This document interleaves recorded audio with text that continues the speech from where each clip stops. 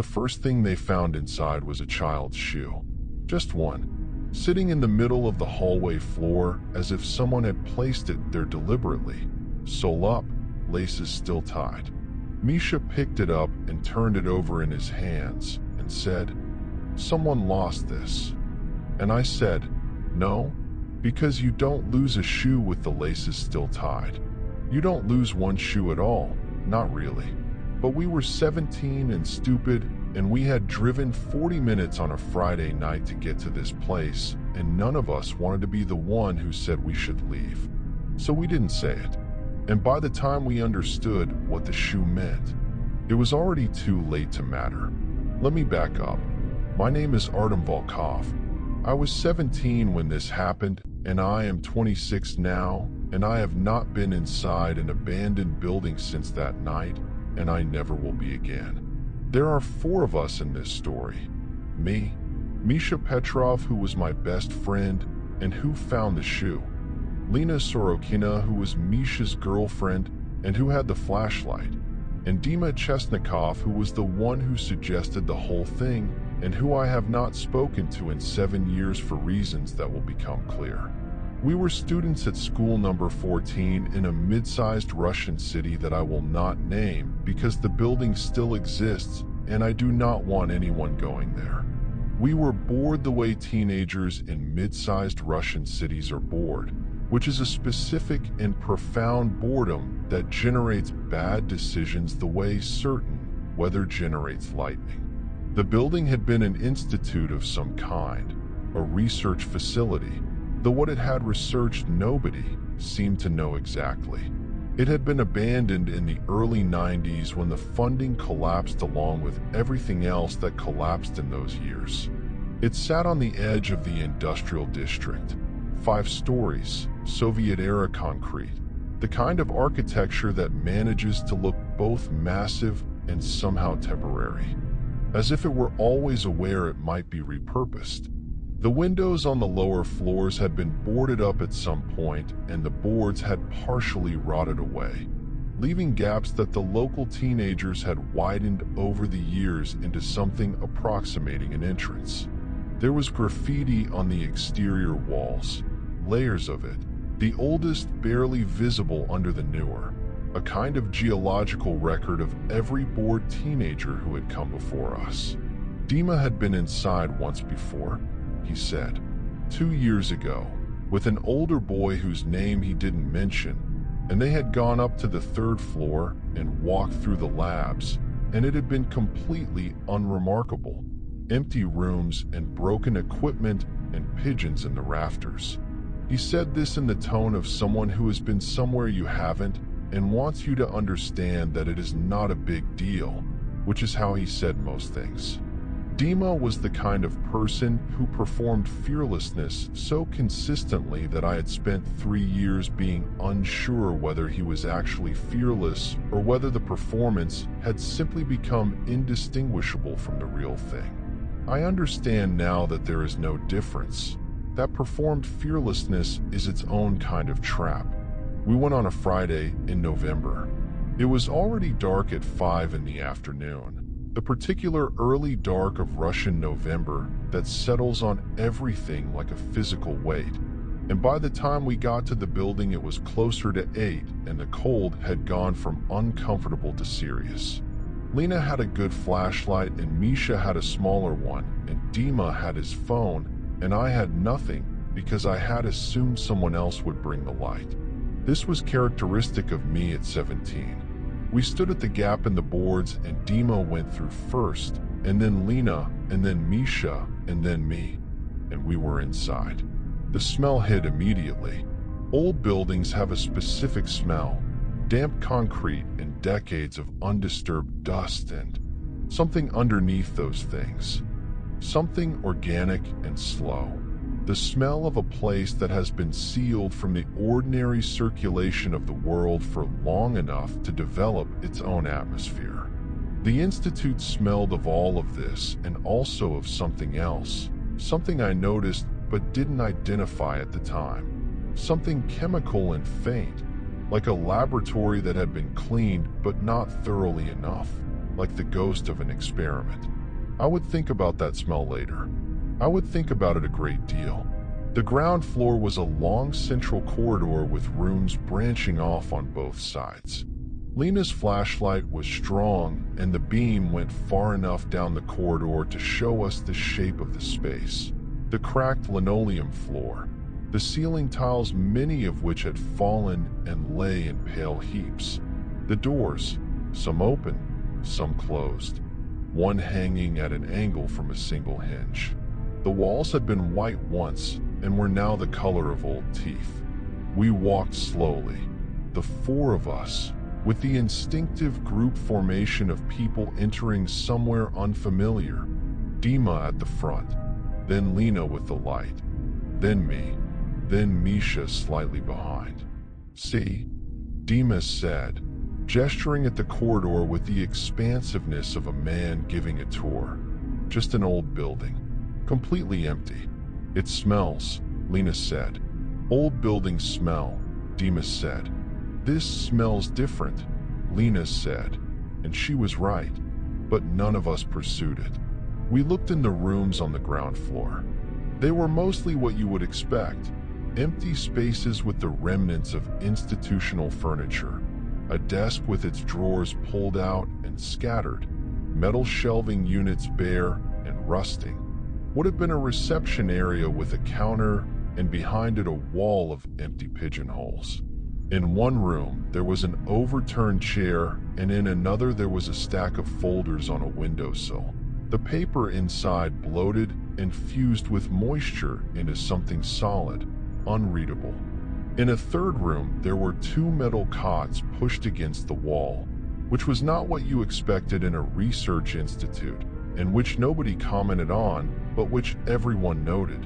I could tell from the way Lena's flashlight lingered on them a half-second longer than necessary. "Upstairs," Dima said.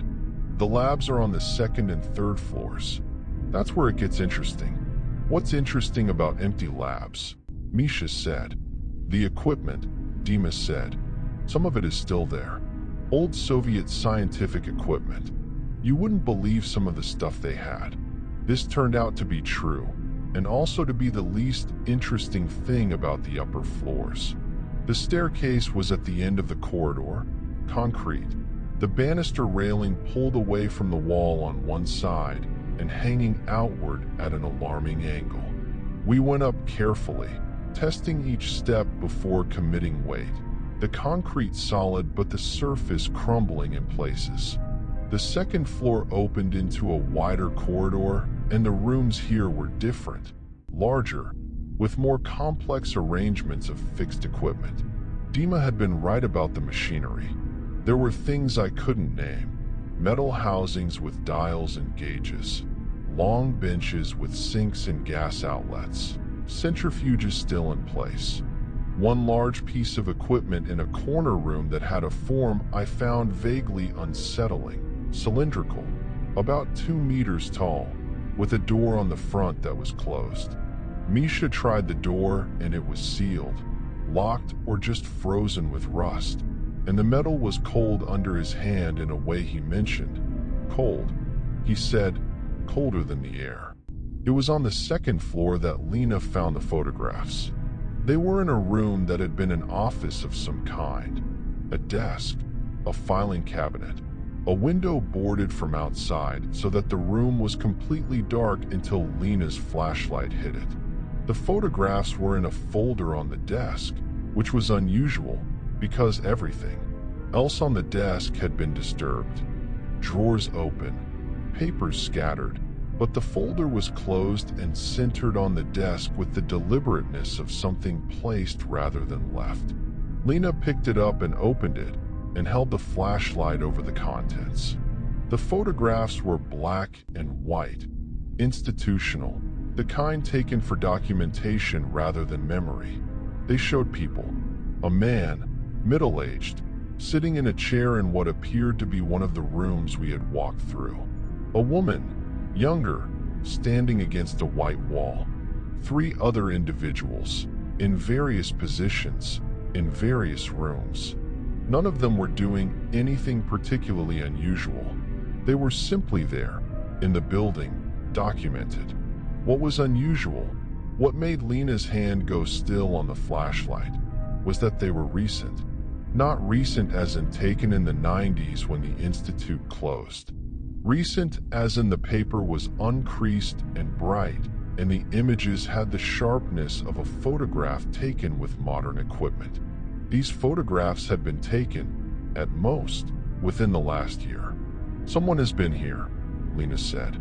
"Urbexers," Dima said. Using the word for urban explorers, photographers come to places like this all the time.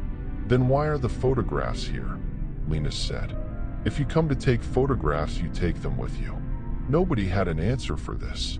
Misha took one of the photographs out of the folder and looked at it closely. It was the one of the man in the chair. He turned it over. On the back, in small, neat handwriting, a date. 3 months ago. And below the date, a single word that none of us recognized, a technical term or a name. Something in a language that might have been Russian but wasn't quite. The letters familiar but the combination wrong. Like a word from a dream that almost makes sense. "Put it back," I said. Misha looked at me.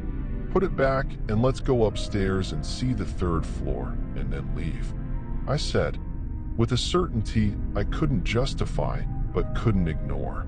Misha put the photograph back. Lena closed the folder and put it on the desk. We left the room and went up to the 3rd floor.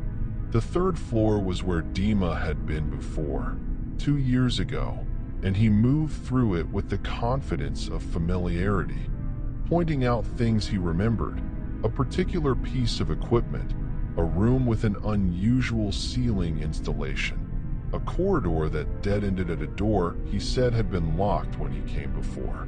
The door was still locked, a heavy metal door with a serious lock that had not been forced, and the door was newer than everything around it.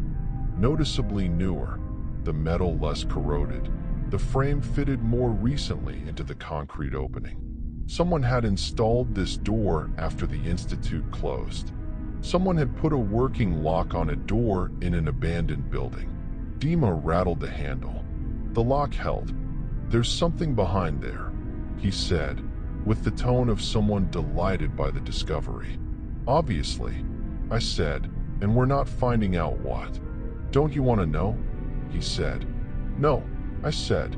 "Artem is scared," Dima said, not unkindly, but with the particular note that means the performance of fearlessness requires an audience and the audience is currently failing to be impressed. "Artem is correct," Lena said, flatly, and shone her flashlight at the door for a moment and then turned away. "I've seen enough. Let's go." We started back down the corridor toward the staircase. Dima followed, reluctantly, still looking back at the locked door. Misha was beside me. Lena was ahead with the flashlight. And then Misha stopped. "Wait," he said. We stopped. "Do you hear that?" he said. We listened. The building settled around us. The small sounds of concrete and metal cooling in the November cold. The distant suggestion of wind through gaps in the boards. And underneath all of that, yes, a sound. Low, rhythmic, coming from below. From the ground floor. Or possibly from below the ground floor. If there was a basement, which we had not investigated and which I was now very strongly hoping did not exist. "Pipes," Dima said. "The building has been disconnected for 30 years, Misha said. "There are no active pipes. Old pipes still make sounds," Dima said. "Metal contracts and expands, especially in cold." "That's not metal contracting," Misha said. And he was right. Because the sound had a quality that metal contraction does not have, a quality that was almost deliberate, almost patterned. The way a sound is when something is making it rather than when physics is making it. We stood in the corridor and listened. The sound continued, slow, patient, from below. "We go down," Lena said, "and we go out." straight down and straight out. Nobody stops. We went down the staircase, Lena at the front with the flashlight, me behind her, then Misha, Dima last. The ground floor corridor. The sound was clearer here, coming from the far end, from beyond the last door on the left, which had been closed when we came through and which was now open. Not fully open, ajar, perhaps 30 centimeters. The darkness beyond it absolute, because there was no window in that room and no light reached it from the corridor. Lena's flashlight swept past the open door and then stopped. Came back to it. The beam lit the gap. 30 centimeters of darkness and then the edge of something, the corner of a wall, and on the floor, just visible at the edge of the light, the toe of a shoe. A child's shoe. Sole up. Laces still tied. Misha pushed past Lena and picked it up before anyone could say anything. He turned it over in his hands. "Someone lost this," he said. And I said, "No," because I had been thinking about the photographs upstairs and the locked door and the sound coming from below the ground floor, and I had assembled these things into a shape that I didn't have words for, but that my body understood completely. The cold moving through me from somewhere below my ribs, my hands very still at my sides. "We leave now," I said. Misha put it down, and we leave now. Misha put the shoe down. He set it back on the floor, sole up, laces tied, in the exact position it had been. I don't know why he did that. Set it back the same way. I think perhaps he understood, in the same wordless way I did, that things in this place needed to be left as they were. That disturbing the arrangement of things here was worse than leaving it intact. We walked to the gap in the boards. Dima first, then Misha, then Lena, then me. I went through last, and as I pushed through the gap, I heard the sound again. From inside, from below, and it was closer now. It had moved. It was at ground level. It was in the corridor we had just left, and it was no longer slow. I got through the gap, and I did not look back, and we walked to Dima's car and got in, and Dima drove, and nobody said anything for 11 minutes. I know because I watched the clock on the dashboard. Misha broke the silence. He said, "The shoe was dry." "What?" Lena said. "The shoe," he said. "Everything in there was damp. The papers, the furniture, the floor. Everything had moisture damage. But the shoe was dry. The sole was completely dry. It hadn't been there long." Another silence. "The photographs were recent," Lena said quietly. "Yes," Misha said. "And the door on the 3rd floor." I said, "Someone put that door there after the building was abandoned. Someone with a key." Dima was driving. He hadn't said anything since we left the building. I looked at him. His hands were on the wheel at the correct positions, and his eyes were on the road, and his face was very still in the way his face was still when he was thinking about something he didn't want to think about. "Dima," I said, "when you came here before, 2 years ago." "Yes," he said. "Was there a shoe?" A pause. "Long. There was something on the floor," he said. I didn't look closely. "Was there a sound?" Another pause. "There was a sound," he said. I told myself it was pipes. I looked at him for a long moment. He kept his eyes on the road. "You brought us here knowing there was a sound," I said. "It was nothing," he said. "I went there and nothing happened, and it was nothing. You brought us here," I said. "And you knew, and you said nothing." Dima said nothing. He drove. I turned back to face the front and watched the streetlights go past, and understood that something had changed between me and Dima that was not going to change back, and that this was probably not the most important thing that had happened tonight, but that it was the thing I could hold on to, the human thing, the thing that fit inside ordinary categories of right and wrong, while the other things, the shoe and the photographs and the door and the sound moving up from below, those things did not fit and I was going to need time to find somewhere to put them. We didn't talk about it that night. We didn't talk about it the next day. On Monday at school, Misha and I had lunch together and sat across from each other in the cafeteria, and neither of us brought it up, and both of us thought about nothing else. Lena came and sat with us and ate her food and looked out the window, and at one point said, very quietly, to neither of us in particular, "Someone lives there, or something does, and it knows people come." "That's not possible," Misha said. "The shoe," Lena said. "The photographs. The door with the new lock. Someone put those things there," Misha said. "A person. Someone who uses the building. A homeless person. A squatter. Someone who." "Then why?" Lena said. "Does a squatter have a new lock on a door in an abandoned building? Why does a squatter have professional photographs in a folder on a desk? Why does a squatter's shoe," she paused, "have no dust on the sole?" We sat with this. The cafeteria noise went on around us, ordinary and indifferent. "We need to find out what was in that building," I said. "What the institute was. What they researched." "Why?" Misha said. "Because," I said, "knowing might help us understand what's there now." It took me 2 weeks to find anything. The institute was not in any obvious public record. Its name had been something bureaucratic and unmemorable, a numbered institute of the kind that Soviet science had produced by the hundreds, and its closure in the early 90s had generated no press that I could find. But I found it eventually, through a combination of local history forum posts and a digitized regional newspaper archive that a retired teacher had apparently maintained for the past 20 years out of pure civic dedication. The institute had been, according to a brief 1987 article covering its founding, a facility for research into what the article called non-standard perceptual phenomena. The article did not elaborate.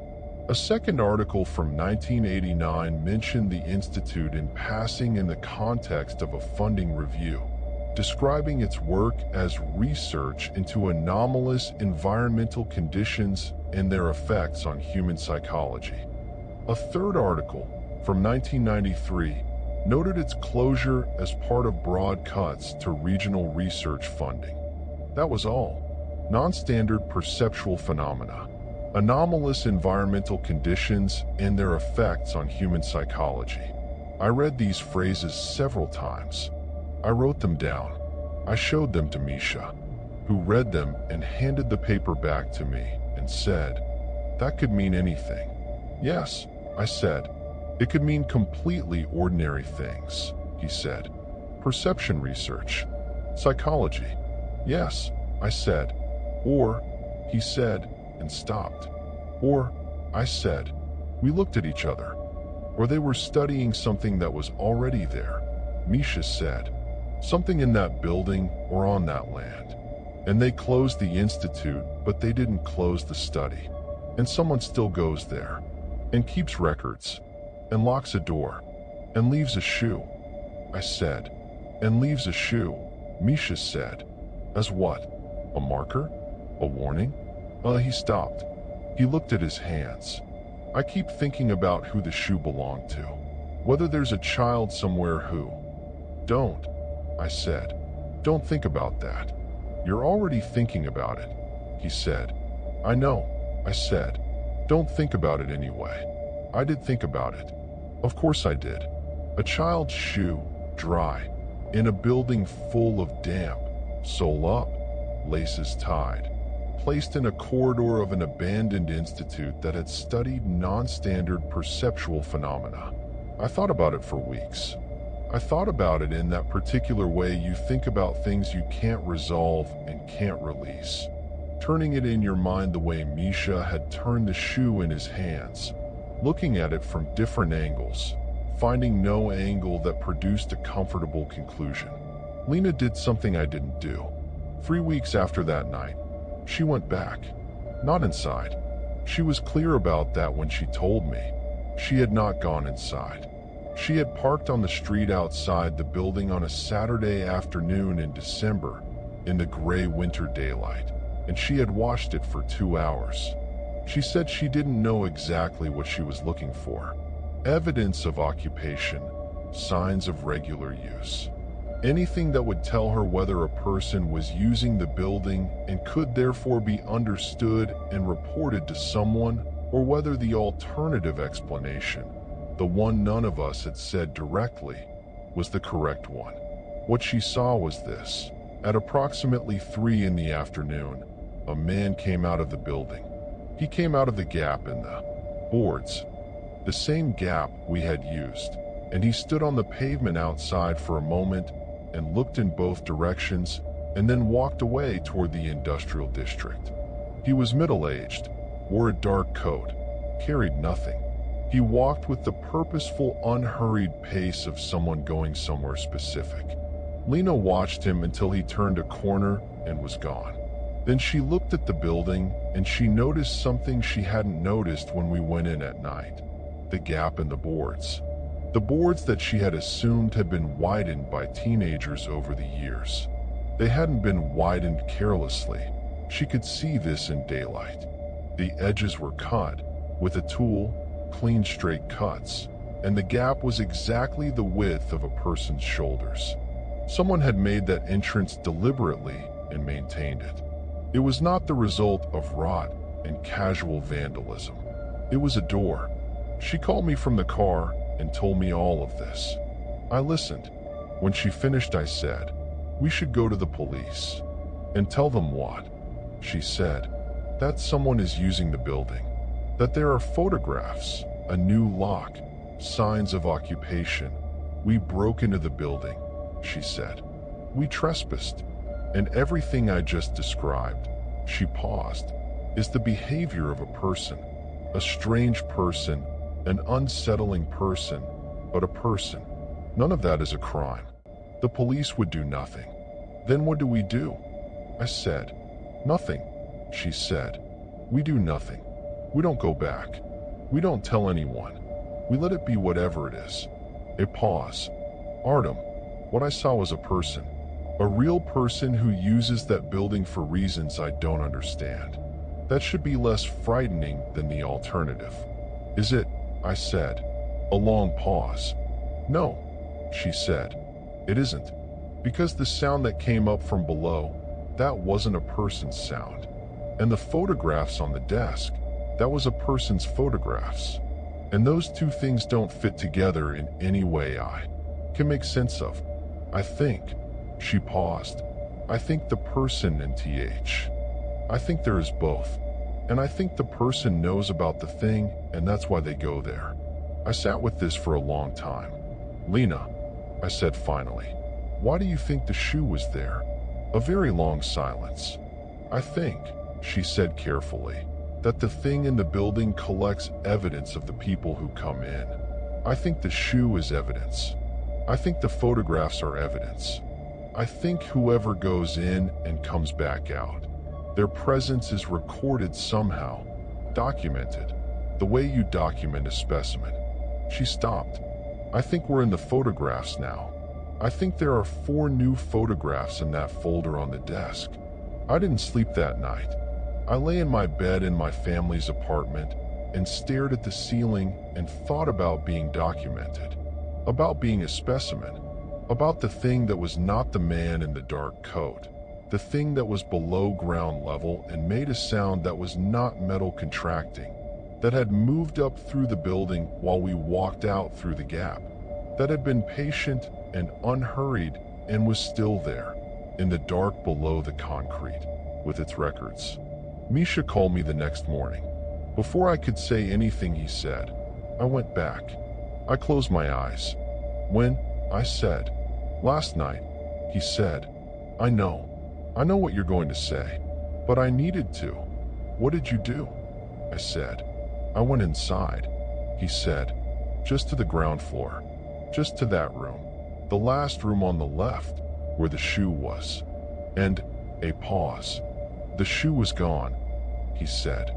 "The folder on the desk upstairs, I checked, new photographs. 4 of them. Us. Me and you and Lena and Dima from that night, from inside the building. The quality is, they're sharp. Very sharp. I don't understand how they're that sharp. The light was poor. We had one good flashlight. But they're sharp in there. He stopped. What? I said. They're not taken from the positions you'd expect, he said slowly. Like, the one of me. I'm in the corridor on the 3rd floor, near the locked door, looking at it. I remember standing there. But the angle of the photograph was taken from behind me, from behind and above. There's nothing behind me in that corridor. There's nothing above me. It's a flat ceiling. The photograph was taken from a position that doesn't exist. I held the phone and breathed. Misha, I said, did you hear the sound? Yes, he said, from below. It started when I was on the 2nd floor. I came down and I left. Did it follow you? I don't know, he said. I didn't look back. Good, I said. That was correct. You don't look back.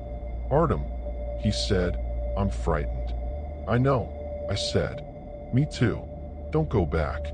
Whatever it is, it documents and it waits and it doesn't come outside. As long as we don't go back, it can't. It has nothing to work with. We're just photographs in a folder. What if that's enough? He said. What if being in the photographs is enough? I didn't have an answer for that. I still don't, entirely. What I have is 9 years of no further incidents and a settled conviction that this is because none of us went back. Lena moved to another city for university and is now a doctor and does not discuss it. Misha moved abroad, Germany, and we talk sometimes, not about this, about ordinary things, his work, his family, the careful ordinary texture of a life being lived at a careful distance from a Friday in November when we were 17 and stupid. Dima I haven't spoken to since that winter. I saw him once, for years ago, at a mutual acquaintance's birthday, and he looked fine and ordinary, and I felt a brief cold conviction that he had gone back, multiple times, that whatever accommodation he had reached with the thing in the building was his own business, and I didn't want to know the terms of it. We didn't speak. We looked at each other across the room, and he raised his glass slightly, and I turned away. I live in the same city. I drive past the industrial district sometimes, not often, and I don't look at the building when I do. This is deliberate. I understand now, with 9 years of thinking about it, that the thing in the building is a recording mechanism of some kind. It records presence. It documents. And the documentation is not passive. The photographs from angles that don't exist tell me that the recording is active, that it sees you in ways that ordinary optics don't account for. That being inside the building is being inside something's field of attention, whether you know it or not.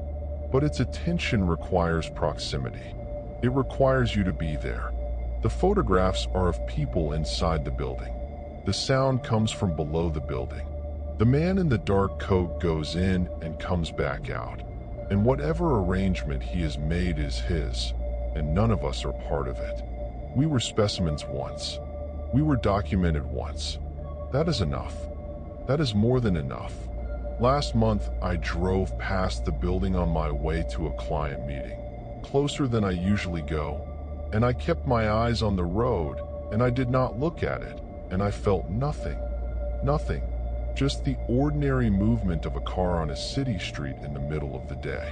And then at the next traffic light, I looked in my rearview mirror, just for a second, just a glance, and the building was there in the mirror, gray Soviet concrete against a gray November sky. And all the lower floor windows were still boarded up, and there was nothing visible, and everything was completely ordinary. And then the light changed and I drove, and I did not look again. I have been sleeping badly this week. Not badly exactly. I fall asleep without difficulty, and I sleep through the night. but I wake at 3 or 4 in the morning with the specific alertness of someone who has heard something, fully awake, listening, hearing nothing. My apartment is on the 4th floor of a residential building in a quiet neighborhood, and there is nothing outside my window at 3 in the morning except the ordinary darkness of a sleeping city. I know this. I have not looked out the window to confirm it, because I do not look at things in the dark that I cannot explain, but I know it. The city is ordinary and I am ordinary, and the thing in the building is in the building and I am not in the building. But here is the thing I have been thinking about since I drove past last month. The photographs. For photographs, sharp and clear, taken from angles that don't exist. One of each of us. Misha in the corridor near the locked door. Lena in the room with the overturned chair. Dima at the top of the staircase. And me. I know the photograph of me exists because Misha described the other 3 and said there were 4. But he didn't describe mine. He told me the angles of the other 3. The impossible perspectives, but about mine he said nothing and I didn't ask. And I have been not asking for 9 years because some part of me understood that knowing the angle of my photograph, knowing from where and from how close the thing had been watching me without my knowledge, was information I could not use and could not put down once I had it. This week I called Misha, in Germany, where it was an hour earlier, and he was eating dinner with his family, and he answered anyway because we are still that kind of friends. I said, without preamble, the photograph of me. What was the angle? A very long silence. His wife said something in the background, and he answered her quietly, and I heard a door close. He had gone into another room. Misha, I said. I didn't want to tell you, he said. I know, I said. Tell me anyway. You were at the gap in the boards. He said slowly, going out. The photograph was taken from behind you, very close, from a distance of, maybe, half a meter. And the angle, he paused. You were already through the gap. You were outside. The photograph was taken from outside the building, from behind you, as you were leaving, from something that was, at that moment, outside. I held the phone. The city was quiet around me. My apartment was lit and warm and ordinary. It was outside, I said. For that moment, yes, he said. Or it could reach outside, maybe. Maybe it doesn't leave the building. Maybe it can just extend, somehow, at the threshold. Misha, I don't know, he said, quickly. I don't know what it means. It was 9 years ago and nothing happened and nothing has happened and you're fine. We're all fine. And it was one moment at the threshold and then it went back inside and, okay, I said. Okay, he said. We talked for a few more minutes about ordinary things. His children, my work, the careful, ordinary texture. When we hung up, I sat in my apartment for a long time. Then I got up and checked the locks on my door and the windows, and I did not look out the windows into the dark street below, and I made tea, and I sat at my kitchen table, and I thought about thresholds. The building is 11 kilometers from my apartment. I have not been inside it in 9 years. I will not go back. These are facts. They are solid and they are mine and I hold them. But at 3 this morning, I woke up fully alert, listening, and in the silence of my sleeping city, very faint, from no particular direction, I heard a sound. Low, rhythmic, patient, like something marking time. I lay still. I breathed. I did not look. After 20 minutes it stopped. The morning came, the way mornings do. I am writing this down because writing it down is the only thing I can do with it. Because Lena is in another city and Misha is in Germany and Dima I do not speak to, and there is no one to call at 3 in the morning and say, I heard it. It found me. It was outside the building 9 years ago for one moment at the threshold, and it has been patient since then, and now it is here. I am writing this down, and I am going to stop writing it down, and I am going to go to work and come home and eat dinner and go to sleep. And when I wake at 3 in the morning, I am going to lie still and breathe and not look and wait for the morning. This is what I know how to do. This is the only protection available. You do not look at the things in the dark that you cannot explain. You do not go back to the places that documented you. You hold the line between the ordinary world and the other thing, the patient thing, the thing that records and waits, and you hold it with everything available to you, which is, in the end, very simple. Your stillness, your closed eyes, your refusal to look. The morning always comes. So far, the morning always comes. I want to tell you about the week after I called Misha, because the week itself was ordinary, and the ordinariness of it is important. And also because something happened at the end of it that I have been sitting with ever since, and that I need to write down before I can decide what to do with it. Monday was work. Data analysis for a construction firm. The particular grinding patience of turning raw numbers into something a client can read and act on. Tuesday was a dentist appointment that I had rescheduled twice and finally kept. Wednesday was groceries and a phone call from my mother asking if I was eating properly, which is what my mother asks when she means to ask something else but hasn't found the right way to say it yet. Thursday was a colleague's birthday dinner at a restaurant near the office. 8 of us. Wine and noise and the specific warmth of people who spend 8 hours a day together and have reached a stable M. I came home at 11 and fell asleep quickly and slept without waking until 6. Friday morning, I made coffee and sat at my kitchen table with my laptop and worked on a report, and at some point I realized I had been working for 2 hours without thinking about the building or the sound or the photograph taken from half a meter behind me as I stepped through the gap in the boards. This felt significant. This felt like evidence that the ordinary world was doing its job, was thick enough and real enough to hold me inside it, to keep the other thing at the distance it had occupied for 9 years. Then my phone rang. Unknown number. Local. I answered.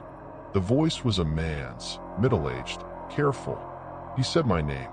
Not a question, a statement, as if confirming rather than asking.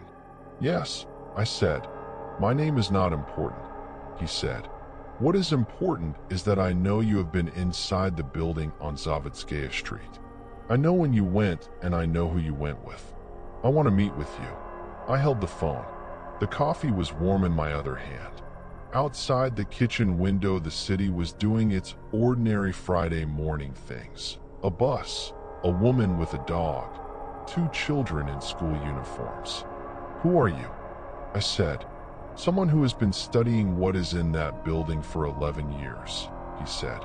Someone who can tell you things that will help you, and someone who needs to ask you some questions. I have nothing to tell you, I said. We went in once, 9 years ago, for less than an hour, and we left and we haven't been back. I know, he said. That is exactly why I want to talk to you. We met the next day, Saturday, at a cafe near the university. He was the man Lena had seen coming out of the building. I recognized him from her description, the dark coat, the middle-aged face, the quality of purposeful unhurriedness. His name, he told me at the table, was Konstantin, and he had worked at the Institute, briefly, as a young technician, in its last years before closure, and he had never been able to leave it behind. Not because of sentimentality, he was clear about that, but because of what it had been doing when it closed, and what had been left unfinished, and what had consequently been left alone in that building for 30 years. He ordered tea and kept his hands around the cup and talked for 2 hours. I am going to tell you what he said, as accurately as I can, because it is the closest thing to an explanation I have, and it is better than nothing even if it is not entirely satisfying. The Institute had been studying what Constantine called a resident anomaly, not a ghost. He was careful to distinguish, not anything supernatural in the folk sense of the word, something that had been present in that location, in that specific geography, for as long as anyone had been able to determine, possibly much longer. The Institute had not created it or introduced it. It had simply, in the Soviet scientific tradition of cataloging and quantifying everything, attempted to study it, to measure it, to understand its parameters and behavior. What they had learned, over 6 years of study, was this: the thing was a recorder, a documenter. It experienced the world, if experience was the right word, through observation and record. It perceived the presence of living things in its environment, and it documented that presence. The mechanism by which it documented was not understood. The photographs that appeared in the folder were not taken by any camera anyone had found. They simply appeared, fully formed, as if the thing's perception itself generated images. The records went back, as far as the Institute's researchers could determine, at least to the early 20th century, possibly longer, though the earlier records were in formats they couldn't fully interpret. It's been here since before the building, I said. Since before the building, Constantine confirmed. The building was constructed on its location, not the other way around. Whether the building's construction affected it, changed its behavior, we don't know. The Institute was placed there because the anomaly was there, not coincidentally. And the sound, I said, a byproduct of its recording process, he said.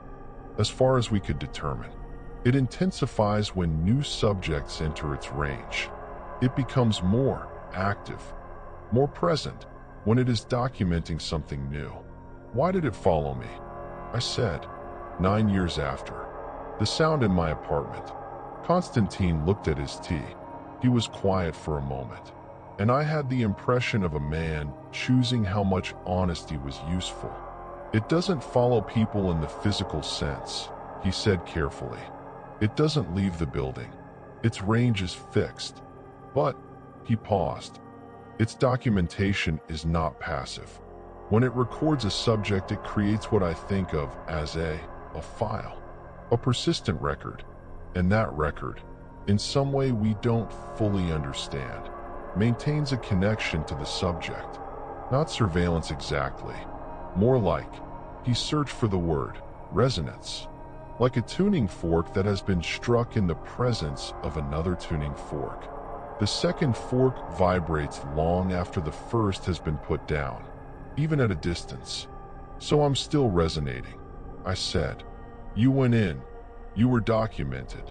You were close to what I believe is a significant point in the building. That room at the end of the ground floor corridor, he said, and you were present during a period of heightened activity.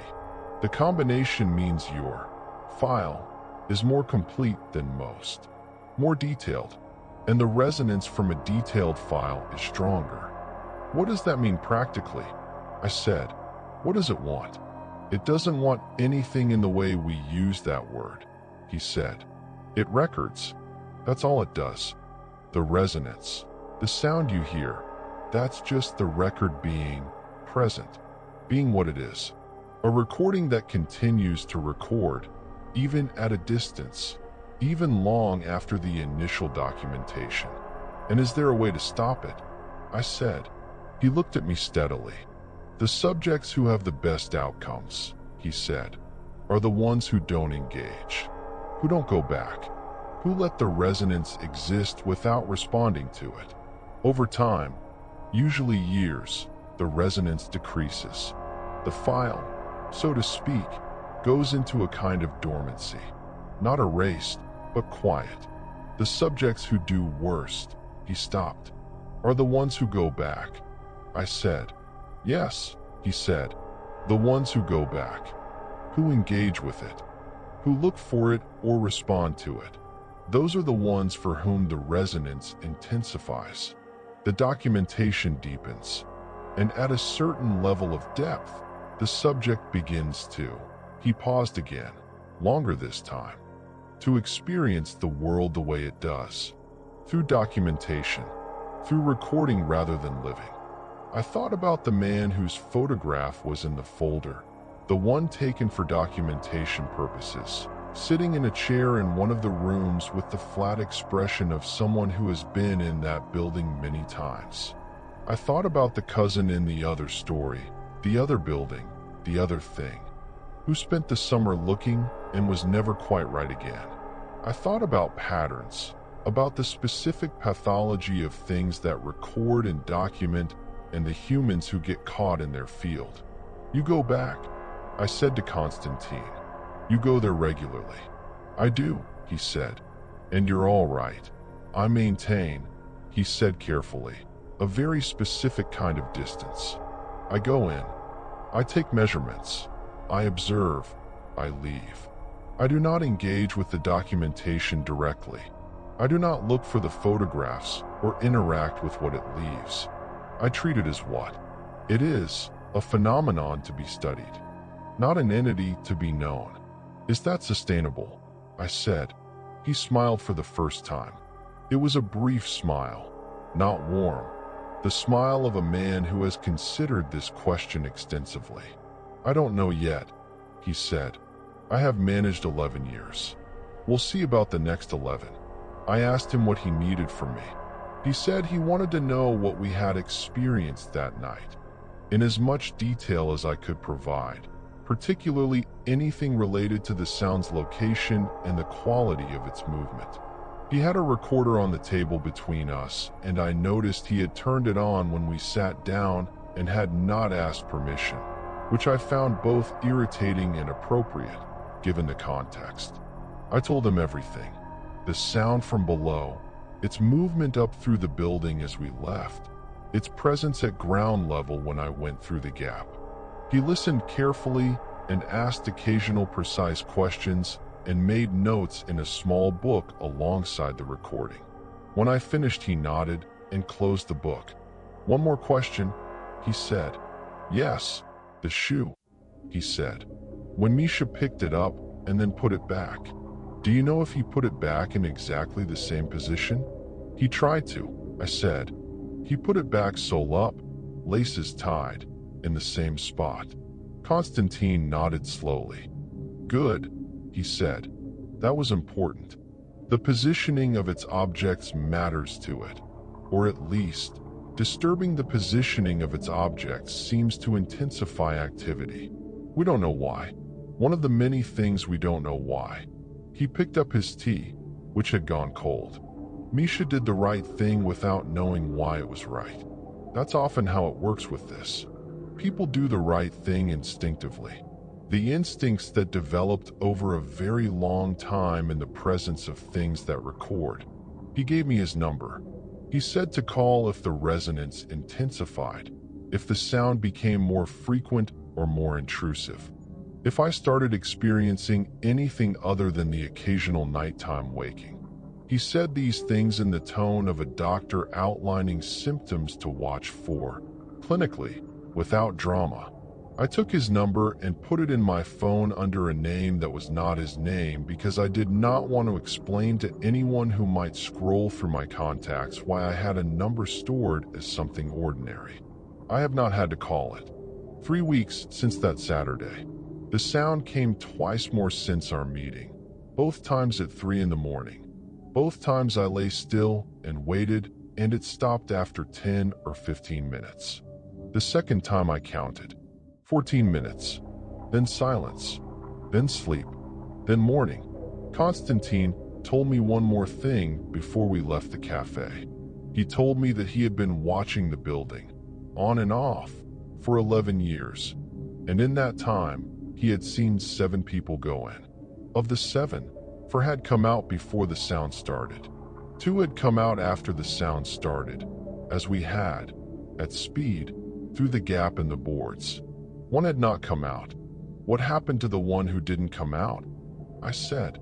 He came out eventually, Constantine said. 3 days later. Through the gap. same as everyone else. He was physically fine. He didn't speak for about a week. After that he said carefully, different. He moved away. I don't know where he is now. What did he see? I said, in those 3 days. He didn't say. Constantine said. He never said, but he left all his things in his apartment when he moved. Everything. He took nothing with him. Not his clothes, not his papers, not his photographs. He left all of it and just went. A pause. I have sometimes wondered if, at the end of those 3 days, he had become more comfortable with documentation than with possession, with being recorded than with having.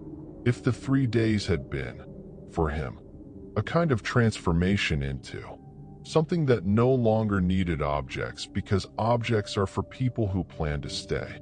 I thought about this on the drive home. I thought about it that night. I thought about what it would mean to be so thoroughly documented, so completely recorded, that the objects of an ordinary life, the clothes and papers and photographs, became not just unnecessary but somehow wrong. The detritus of a self that had been replaced by something leaner and more fundamental, a self that was nothing but its own record. I looked at my apartment when I got home. My things, the books on the shelf, the photographs on the wall, my mother in a garden somewhere, a friend's wedding, a hiking trip 3 summers ago, evidence of a life being lived, evidence of a self that exists in time and accumulates. I looked at all of it, and I felt something I hadn't expected, something that was almost gratitude for the ordinariness of my own accumulation, for the fact that I had come out of that building in under an hour on a Friday night 9 years ago, and had not gone back, and had consequently retained the capacity to own things, to want things, to be a person who needs a coffee maker and a bookshelf and a photograph of his mother in a garden. The building is 11 kilometers away. I have not been back. I will not go back. The morning always comes. I have the number in my phone. I have Misha in Germany and Lena in another city, and the careful, ordinary texture of a life that is mine and that I intend to keep. I have the knowledge that the resonance decreases over time if you don't engage, that the file goes dormant, that you can outlast it with stillness and refusal and the sustained preference for ordinary daylight over the particular dark that lives 11 kilometers from my apartment in a building that was abandoned in 1993 and was never really empty. I have this account, which I am finishing now, at my kitchen table, with good coffee and morning light coming through the window and the city outside doing its ordinary Saturday morning things. I am writing it down because writing it down is how I hold it at the right distance, outside me but not lost, present but not inside. A record of my own, made on my own terms, not taken from an angle that doesn't exist. I am the one doing the recording now. That feels important. That feels, in some way I can't entirely articulate but completely believe, like exactly the right response. There is one more thing I want to say before I close this account. Something I have been circling for the past several paragraphs and not quite landing on, because it requires saying something I am not entirely sure I believe, but that I keep coming back to regardless. When Constantine described the thing in the building, he described it as a recorder, a documenter, something that experienced the world through observation and record, that created files, that maintained connections through resonance. He described it without moral content, the way you describe weather or geology, as a phenomenon with parameters and behavior, but without intent or feeling. I accepted this because it was useful, because it provided a framework that made the thing manageable, containable, something that could be studied from a careful distance by a man in a dark coat who had maintained 11 years of professional remove. But I have been thinking about the photographs, not the angles, though the angles are strange enough.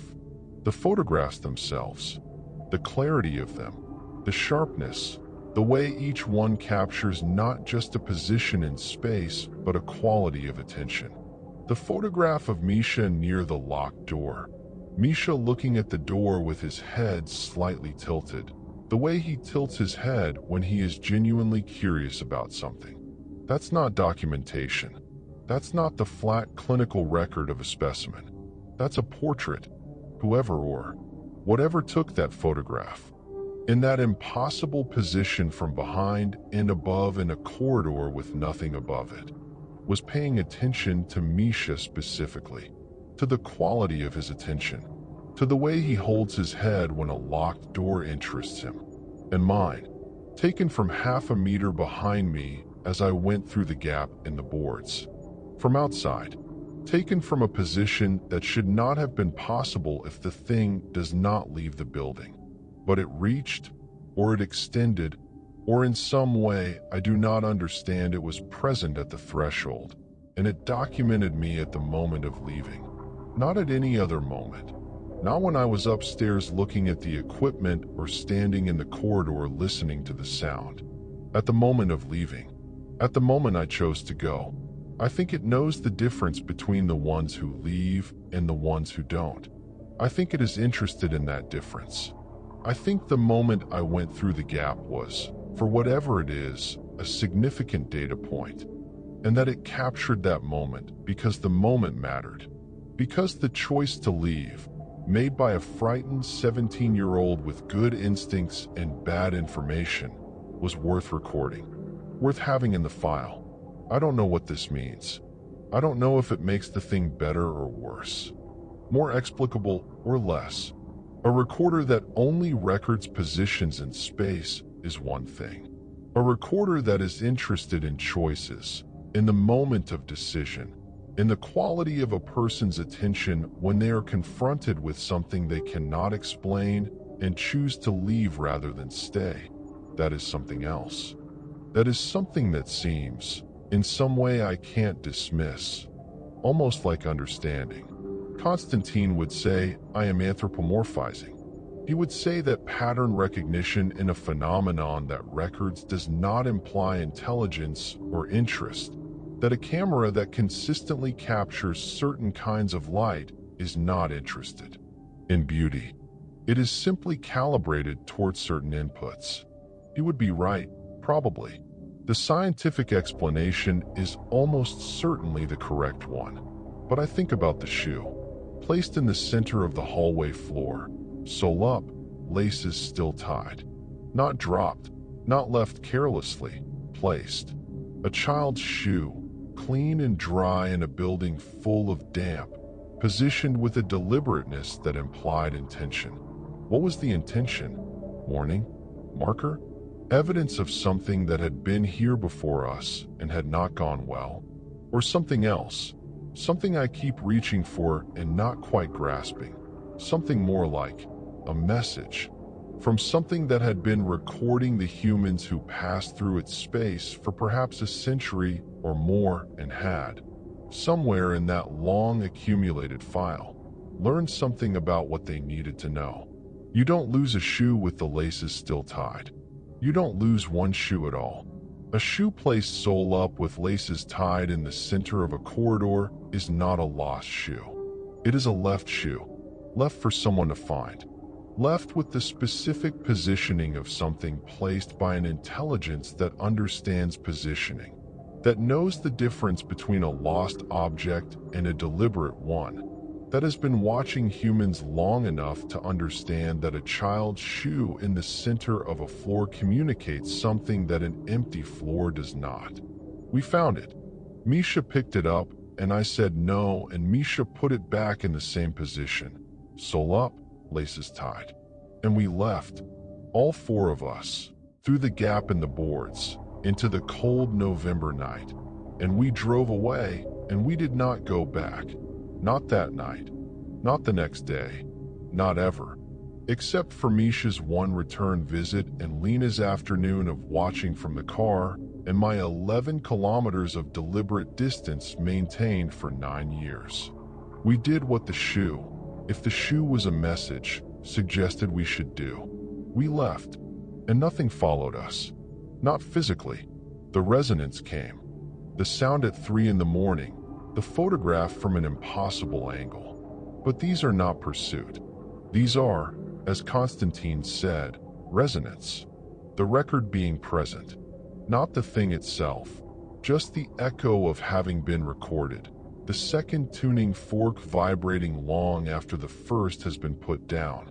We carried the echo out with us, and the echo is not the thing. The thing stayed in the building.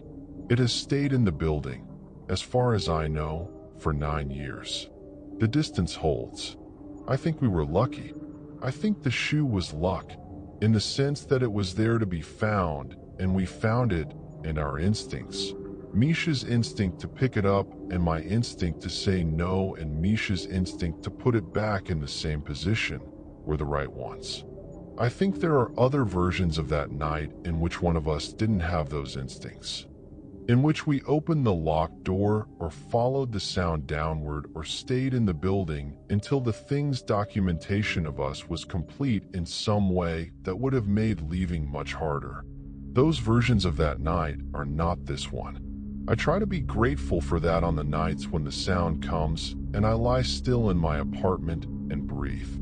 Last Thursday, I ran into an old classmate, Polina Grigorieva, who I hadn't seen in 5 years, at the grocery store of all places, holding a jar of buckwheat and looking at her phone. We talked for 20 minutes in the cereal aisle, the comfortable catch-up of two people who were friendly but not close, who have no particular weight between them and can therefore be entirely easy with each other.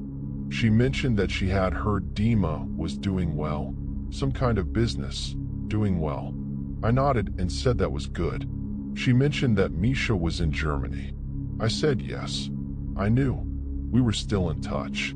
She mentioned, with the careful sidelong casualness of someone who thinks they might be touching a nerve, that she had heard something bad happen to us once, that we had gone somewhere we shouldn't and it had been, she used the word, unsettling. I looked at her in the cereal aisle. She looked back. Her jar of buckwheat was still in her hand. Where did you hear that? I said. Dima, she said. Years ago. He mentioned it. He said you had gone to the old institute building on Zavitskaya and something weird happened and it affected all of you differently. He said, she paused. He said you and Misha handled it well. He didn't say how he handled it. I thought about Dima at the birthday party 4 years ago. The raised glass, the turn back. We handled it fine. I said, it was a long time ago. Are you sure? She said, with the directness of someone who has had enough of careful sidelong questions. I'm sure, I said. She nodded. She put the buckwheat in her basket. She said it was good to see me, and I said the same.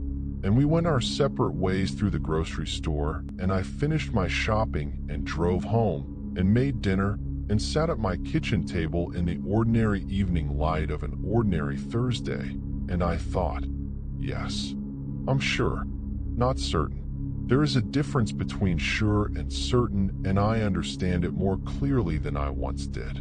But sure, grounded in the distance I have maintained and the ordinary life I have chosen and the morning that keeps coming, reliably, every day, after the dark. The building is still there. I know because I pass the street sometimes and I see the upper floors above the roofline of the surrounding buildings. 5 stories of Soviet concrete against whatever sky the day has produced. Gray usually. This time of year, gray and flat and patient. I don't look at it directly. I look at the road ahead of me, and I register the building in my peripheral vision, and I drive past, and the building recedes behind me, and the road ahead is full of ordinary things, traffic lights, pedestrians, the specific texture of a city that has no idea what some of its buildings contain. I have my coffee and my kitchen table and my mother's photograph on the wall. I have Misha in Germany and Lena in her hospital and the number in my phone under an ordinary name. I have this account, finished now, a record of my own, made on my terms, from angles that exist. The sound came last night. 3 in the morning, the usual time, the usual quality, low and rhythmic and patient. I lay still. I breathed. I counted, the way I do now, 1 to however many it takes. Last night it took 11 minutes. Then silence. Then the ordinary sounds of a sleeping city. Then sleep. Then morning. Still here. Still not going back. The morning always comes. I want to leave you with one last thing. Not a warning exactly, because warnings imply I know something you could use to avoid what happened to us, and I am not sure that is true. What happened to us was partly bad luck, partly the specific boredom of teenagers in a mid-sized city on a November Friday, and partly something I still don't have a good word for. Call it the particular human compulsion to know, the drive toward the locked door, the need to understand what makes the sound, the instinct to pick up the shoe and turn it over in your hands. These are not stupidity. They are the thing that makes us human and also the thing that gets us into rooms we should not be in. I cannot tell you to stop being curious. I can only tell you that some buildings, some places, some things that record and wait in the dark are not curious back in any way that ends well for the person they document. Some attention is better left unreturned. Some files are better left incomplete. Some sounds, heard in the small hours of the morning, are better counted than investigated, better outlasted than understood. Lie still. Breathe. Count the minutes. Wait for the morning. It comes. I promise you it comes.